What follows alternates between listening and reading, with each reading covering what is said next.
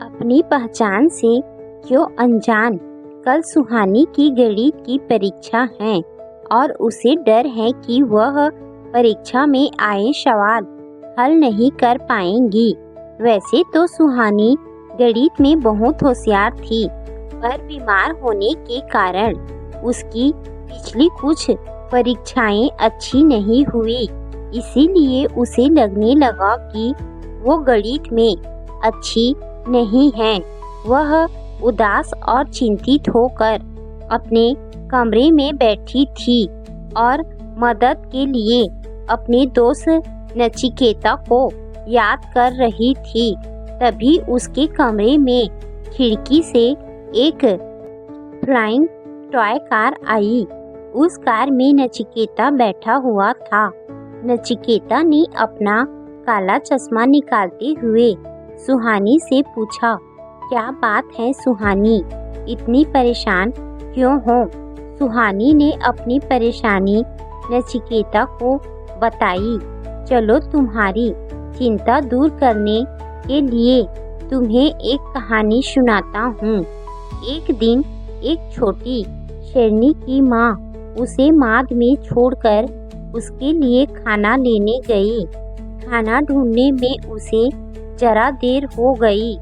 छोटी शेरनी को अपनी माँ की चिंता हुई और वह उसे ढूंढने माद के बाहर चली गई। अंधेरे में शेरनी की बच्ची रास्ता भटक गई और भेड़ों के बाड़े में जा पहुंची। वहाँ बहुत सारी भेड़ें रहती थी। शेरनी अब भेड़ों के साथ ही रहने लगी। वह भेड़ों की तरह ही बर्ताव करने लगी। वो ना तो शेरनी की तरह दहाड़ती, ना तेज दौड़ती और न ही ऊंची छलांग लगाती। भेड़ों के बीच रहकर वह खुद को एक भेड़ ही समझने लगी थी। एक बार वह दूसरी भेड़ों के साथ घास चरने गई। तभी वहां शेरनी की माँ आ गई। सभी भेड़ें डर कर इधर उधर भागने लगी, पर शेरनी वहीं खड़ी रही।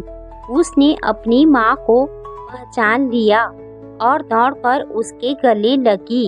शेरनी को याद आ गया कि वह कोई भेड़ नहीं, एक शेरनी है। शेरनी और उसकी माँ एक साथ दहाड़े। शेरनी को अपनी असली ताकत का एहसास हुआ।